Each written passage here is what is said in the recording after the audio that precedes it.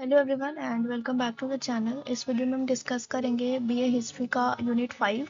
ये पार्ट 1 है। इसमें हम डिस्कस करेंगे इंडियन इकोनॉमिक थॉट। सो ये एमजेसी, एमआईसी, एमडीसी तीनों में है ये topic. So Indian economic thought, तो India has had a long historical tradition of thought and reflection. ठीक है, इंडिया का जो हमारा हिस्टोरिकल बैकग्राउंड है या हिस्टोरिकल ट्रेडिशंस है वो थॉट एंड रिफ्लेक्शंस ही है। ठीक है, and our sages and ancient scholars express their ideas on every aspect of human life. And हमारे पुराने जो भी सेजेस एंड गुरुज, जो भी एंशिएंट टाइम पीरियड के जो भी स्कॉलर्स थे, जो भी विद्वान थे, उन्होंने अपने आइडियाज़ को सारी फील्ड्स में एक्सप्रेस किया है अपने आइडियाज़ को, चाहे वो ह्यूमन लाइफ से रिलेटेड एवरी एस्पेक्ट हो, हर एक फेज हो ह्यूमन लाइफ से रिलेटेड।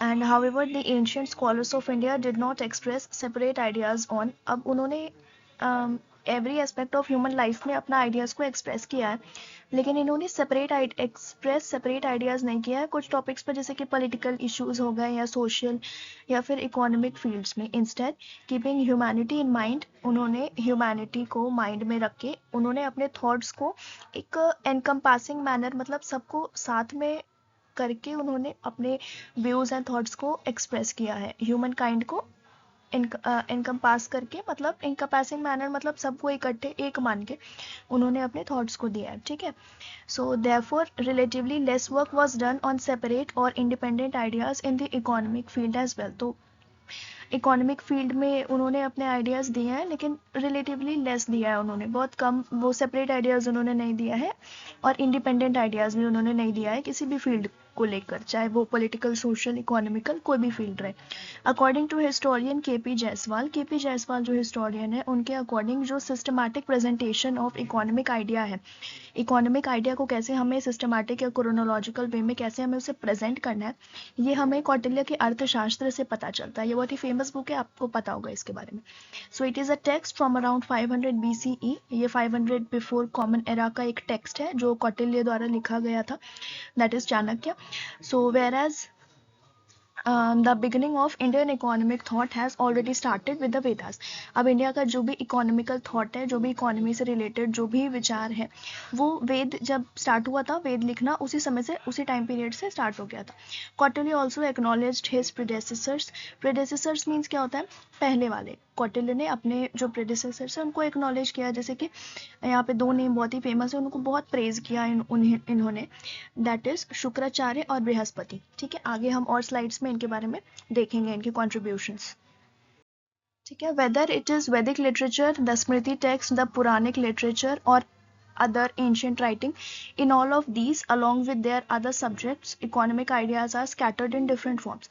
तो चाहे आप वैदिक लिटरेचर ले लो, चाहे आप स्मृति पुराण, या फिर और भी हमने रिलीजियस टेक्स्ट के बारे में पढ़ा था यूनिट 1 में, आप वो सब ले लो, या फिर कुछ एंशियंट राइटिंग्स ले लो जो इन विद्वानों ने लिखा है, ये सब along with other subjects, different subjects से रिलेटेड, इनमें इकोनॉमिक आइडियाज़ को डिफरेंट डिफरेंट फॉर्म्स में बताया गया है।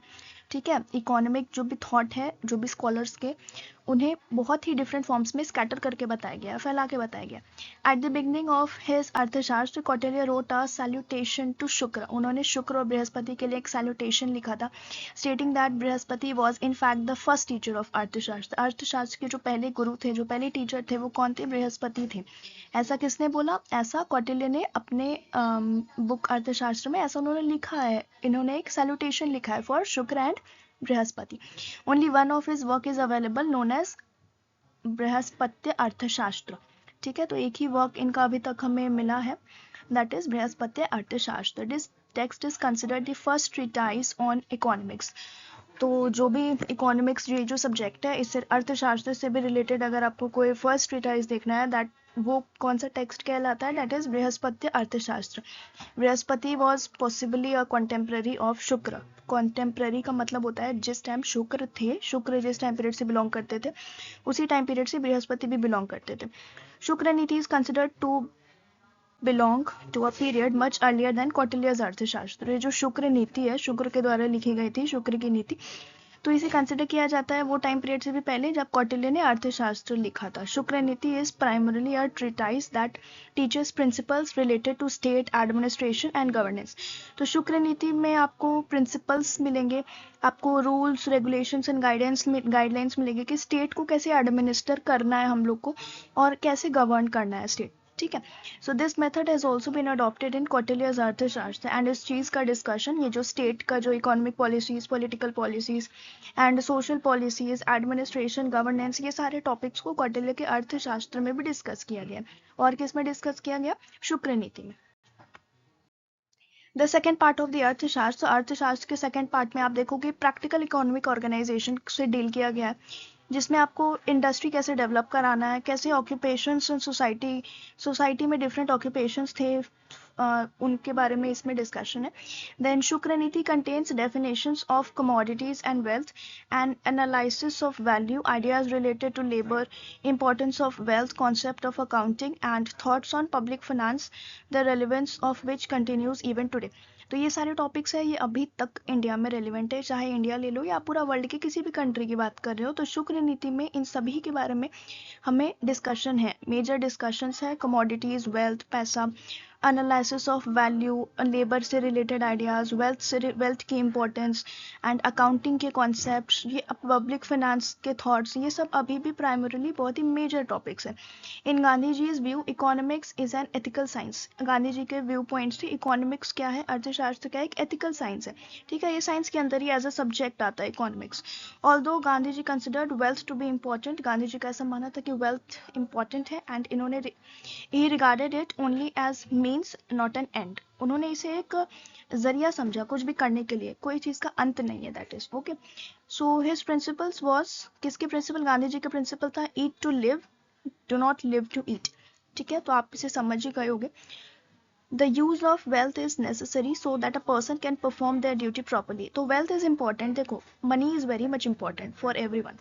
ठीक है, तो wealth आपके लिए necessary है, बहुत ही mandatory है, क्योंकि तभी person अपने duties को properly perform कर सकता है। ठीक है, luxury has no place in his economic thought, तो गांधी जी के जो भी economical thought है उसमें luxury का कोई place नहीं था।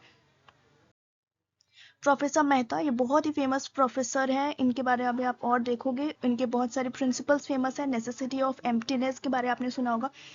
सो professor Mehta can be regarded as founder of Indian school of thought, Indian school of thought के जो भी फाउंडर है वो यही है, प्रोफेसर मेहता। ठीक है, he initiated a sound tradition in the field of economics which is gradually developing into a distinct ideology.